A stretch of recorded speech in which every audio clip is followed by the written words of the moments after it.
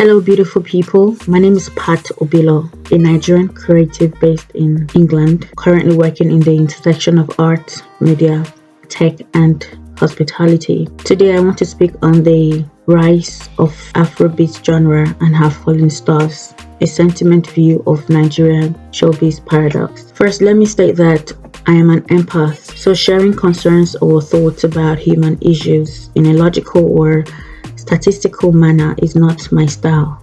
Therefore, I have written this article as a passive observant of the Naija Showbiz industry and as a lover of Afrobeats. By the way, I used to be an on-air personality, they call it OAP, back in Nigeria before I moved here. So most of my thoughts is more about sentimental facts and not from a 100% from a logical standpoint. Before I proceed, I am of the opinion that no celebrity or government official should make their profile untaggable on social media.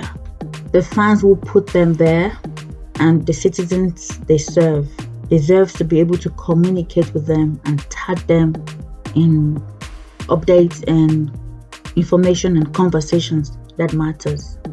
So if you're a public figure, a celebrity or a famous influencer, and you are not taggable, you are doing yourself a disservice and you are not helping the situation and you are not helping anyone. Anyway, let's move forward. The whole thoughts of you don't bite the hand that fed you or revenging a wrong in the most brutal way in our world, especially in the black ecosystem, is causing us more harm than good. With some recorded successes and tragic events lately in the Nigerian music industry, I am pricked to share my thoughts on the antisocial antics of the Afrobeat music industry, as well as take a microscopic look on the weaknesses of the veteran practitioners, and with a focus on the indigenous Yoruba pop genre of the sector. First, I want to remind us that just as we have the Nollywood English and Yoruba genre, we also have the Afrobeats urban indigenous music subliminally in our entertainment industry. For the Afro-urban, if you listen to the likes of Sound City, Beat FM, Cool FM, etc., you will get what I mean. Here we get a mix of English speaking and any of the mix of Pidgin, Yoruba, Igbo, and that comes with some finesse, international appeal, and corporate appreciation, which is evident in the music that has been released by some of our A-list acts such as Tubaba, P-Square, The Banch, Flavor, Wizkid, Techno, Banky W, Burna Boy, Tiwa Savage, Davido, Yemi Alade, Kiss Daniel, Runtown, Simi, Rema, Adekunle Gold, Niniola, Fireboy, DML, Arista, Omale, Ruka, Joeboy, and the rest of them. Then we have the Afrobeats rooted in indigenous music culture, with the prominent genre being the Yoruba rap culture that has been populated by the likes of legendary nines Olamide, Ide Kabasa, and recently Ashake, which of course sprung from the early antecedents of Yoruba classics and the sad demise of Dagreen. And we also have the Igbo Afrobeat high life, made popular by Flavor, Fino, Mr. Raw, Harry Songs, and the likes, from the creations of our Igbo high life lords, Sir Oliver the Cook and Osita Osadebe, my father's favorite. Now stay with me, I'm going somewhere. For the Afrobeats Yoruba culture, rap and music, the genre has given rise to a lot of established and rising stars who have used their music to spread various vibes that has influenced our internet Gen Z in both good and bad ways.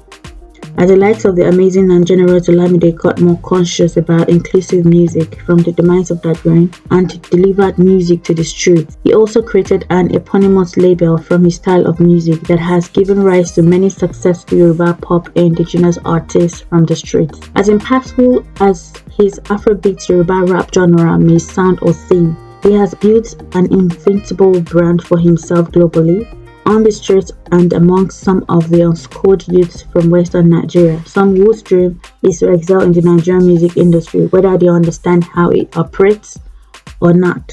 Thus, from the lyrical innuendos of some of the rich, proverbial, and mostly causative altercations of their musical interactions, a raw, aggressive, and unstructured street music style was born, a music trend and an unguided movement that saw us willingly or unwillingly adopt street vibes, local dishes, and fast-baked lifestyle of many under 30s restless kings who have been brainwashed to think they have failed for not having a house in Lekki or driving a Bugatti Veyron by 26 years old. So with little understanding of the concept of leading an exemplary life, being role models, using their platforms of fame responsibly, and promoting healthy music and entertainment. The social media citizens and restless youth accepted these hot lyrics by some of the talented but undisciplined Afrobeats indigenous stars being forced down our throats through media clout, entertainment bloggers, and glutinous money-focused brand. That's why the likes of Naira Marley will be made an ambassador to NDLEA, and Portable will perform at the Nigerian Law Society, and the likes of Files, a lawyer by profession who uses music for social purgation and introspections, will be left out of the prestigious mix. No be juju be that. For these courses, some of our young talented hustlers, probably born and raised in poor conditions, become desperate boys yearning for fame and wealth in their prime. By so doing, they accept every perceived good faith that comes with little or no knowledge of what they are signing up for, as they are made to sign some tiny written and manipulated contract that binds their purpose or personal freedom to a mischievous music label, such that when they need to sever relationships and become independent or move to another management, it becomes a problem or a threatening life issue or career growth impediment. Hence, the Nigerian music industry, or Afrobeats, although gaining rapid growth globally, is currently suffering weak ties in terms of its structure-led professionalism, moral etiquette, health and safety procedures, and communal nurturing. There is little or no institutional policies or laid-down guide that protects or educates their creative alumni and fast-rising emerging artists. Most of the successful artists are just living independently of their own lustful wills, owning labels that's not controlled by a central Afrobeat standard, and uncouth label owners luring talented artists into occult and fraternity bond that leads the vulnerable ones into frustration, depression, and eventual suicide. An example is the case of the recently talented 27-year-old Nigerian artist MOHBAD, whose death was a trending topic in the hands of bloggers and social media pacifiers, while various sad scenarios and narratives are being circulated about his demise. I don't know how to express this, but the death of MOHBAD really hurts me. And I remember coming back from work, and for some reason a particular video of him being tortured popped up on my phone, and I started crying, and that was really painful. The same way I felt when Davido lost his son is how I feel right now. Why do good people die carelessly? Why does death take away the people we truly need? How didn't the world see him asking for help? So many questions in my head, so much pain in my heart. I honestly don't know MOHBAD before now, because I am a bit laid back with the kind of music I listen to, let alone restless street music. But guess what? Some of his lyrics I reviewed when I listened to his last day's music pierced my heart, and I also read a few facts on him. Saw his videos, including the ones that shows how he was being threatened, brutalized, victimized, molested, beaten. Wow, God. All I could say is, heaven yet again gained a soul, because that promising boy, fondly called Imole, already seek restitution before God and man prior to his visit to the land of death. From the videos, he seemed like a calm but unlucky soul. I won't say much about the scenario surrounding his demise, because there are accusations and so many thoughts flying around already, and I pray he gets the justice he deserves, because he really deserves this. Let me say this to every talented person out there before I proceed to talking about Afrobeats. In fact, anyone that knows they have a call to ministry in one way or the other, maybe you want to do music or do anything that has to do with the public. You need a coach. You need to understand health and safety rules. You need mentoring. You need mental health awareness practices. And you definitely need a professional support system so you don't live or die miserably. Also, please, if you are going through any form of threat, don't only sing about it in proverbs or treat it casually.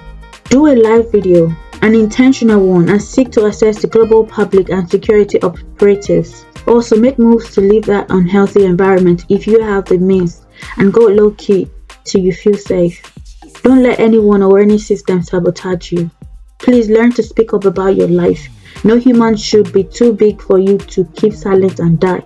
Sabotaging yourself is very bad, but when others sabotage you, it is dangerous. The worst thing about others sabotaging you is that you may not even realize it early. Some sabotaging gestures seem so harmless or protective that you will become comfortable with it. When people try to instill their ideas in you, prevent you from telling others about your needs, make you feel they are the best for you or like you can't do without them, such that you begin to feel worried about speaking up to them or hurting them, you are being sabotaged. Anything you do or any decision you make without your own free will is a sabotage. First, you feel safe with them, then you become worried about them, then you experience fear and delusion. All of these stages I described is what Mohbad went through before his eventual death. Now, having said that, I also hope we will all stop giving medicine after death, and we will normalize showing love and checking up on one another while alive. My annual love campaign says, "Don't celebrate me when I'm dead, celebrate me now." If Mohbad had the support and attention he has now that he is dead, he's probably still going to be alive. Now you all download his music, and he is currently on 2 million on Instagram. He wasn't close to that number while he was alive. Now, of what use is all that to him now? Imagine what would have happened if his now viral victimization video had been treated with attention when he codedly cried out. The system failed him. The industry failed him. His family failed him. Now, as regards his family, from what I have seen, it is a broken one, and from the way he was shabbily buried by his father, who I think needs to be questioned, with his coffin not being his size and neck was bent in it all seems so annoying and sad, and reminds us all of the vanities of life and the wickedness of man. That boy did die a sad and lonely death, and even in death, he was disrespected, discriminated, and victimized. It is really an emotional situation, and I hope that the Afrobeats industry, the Nigerian music industry, will borrow a leaf from this incident to put some legacy structure and order in place. The big dogs in the game are fathers who should not sleep and let their house burn. Everyone Rema mentioned when he was receiving his award at the MVA are the stakes to hold the fort. Don Jazzy, Tubaba, P-Square, Flavor, Olamide, Whiskey, Davido, Timaya, Banky W, Tiwa Savage, Yemi Alade, MI, Abdul Kori, all of you cannot keep silent right now. What legacies are you leaving behind? You all have made your marks and established your path in the industry, and it's time to take on executive roles and be more active about the future of this industry. Pay your industry dues, rebrand PMAN, and attend annual general meetings. Be Afrobeat ambassadors, and let that reflect in your interviews and words.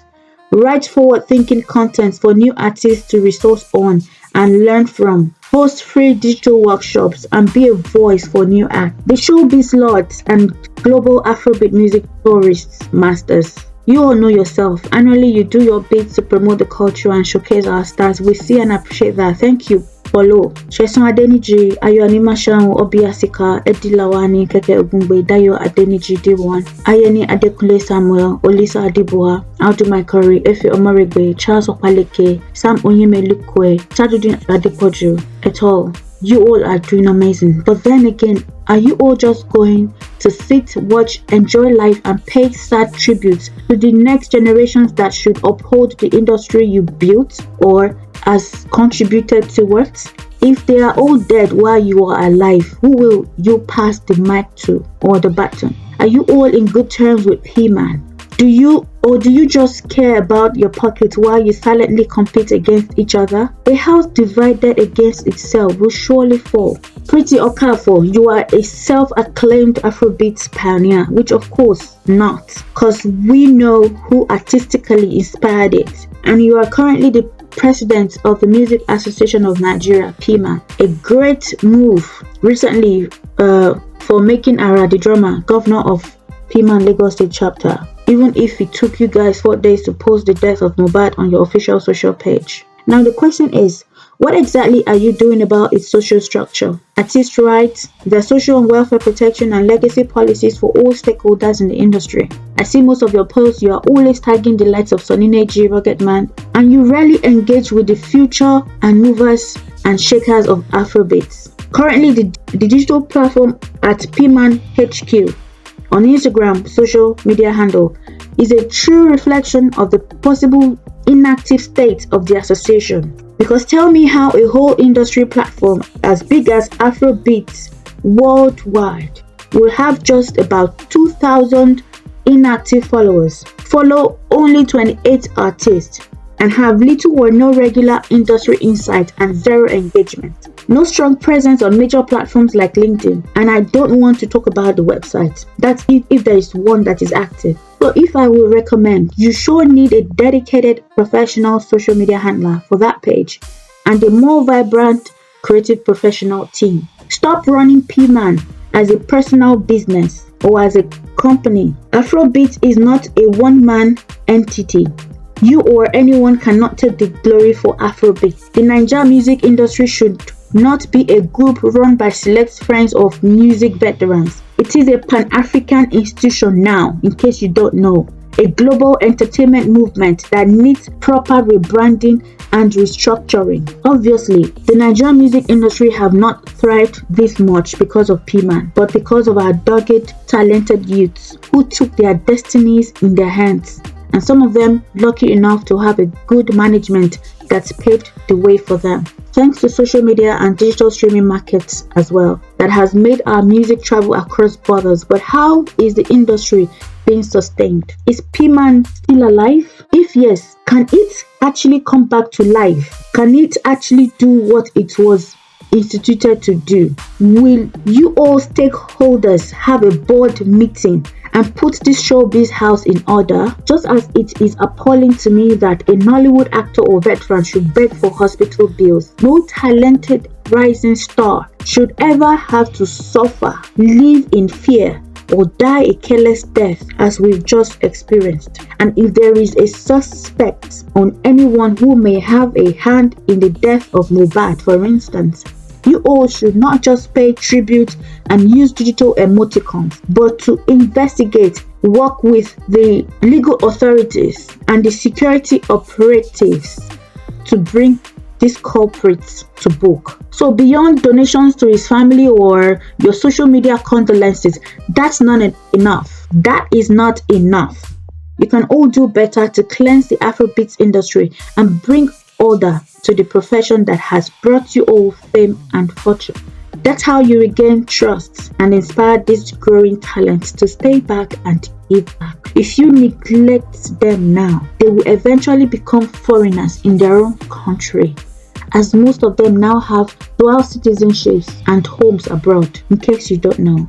So why should you act now? Because if you all decide to keep quiet in the face of injustice, as we have seen, you are an accomplice. Thanks to platforms like the NetNG and Nigerian Music Conference, powered by Ayeni Adekunle, its founder, a gathering that gives practitioners the platform to talk about these conversations, some of it. But we can put in more practical efforts beyond the annual talks and paparazzi. Nigeria's comic legend and corporate entertainer Basket Mount once said at Omotola Jolade's industry event, TEFES, in 2019, which I attended, "There is no structure anywhere.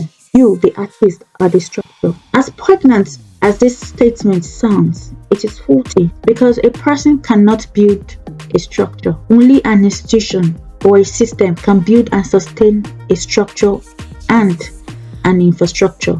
When I talk about structure, I am talking about mental and emotional well-being of artists, a national health and safety committee backed with medical emergency funds, professional skill-up acquisition programs for new artist discoveries, empowerment collaborations, a crypto investment portfolios that can be franchised, exportable entertainment products like The Voice Nigeria or Headies Award, thanks to Naija for that. For instance, I remember when I was writing my thought book, a 3-in-1 version titled The Patrology, and was going to add a few chapters to the one dedicated to the Nigerian global music industry, which I titled Celebrity Decoded. I was typing and I realized that Nollywood and Afrobeats are not even recognized on Microsoft Word registers because they are not categorized as English words. Meanwhile, Bollywood is, as it does not have the red line under it when it is being typed. I had to manually add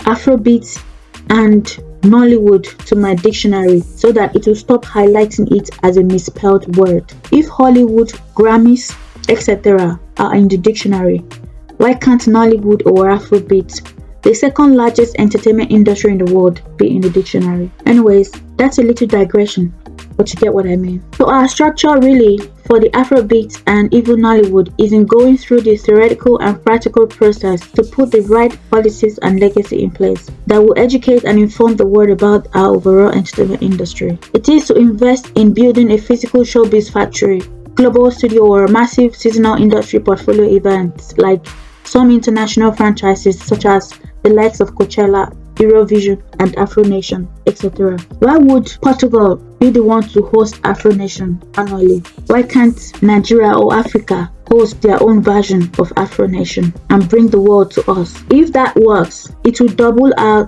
GDP income stream.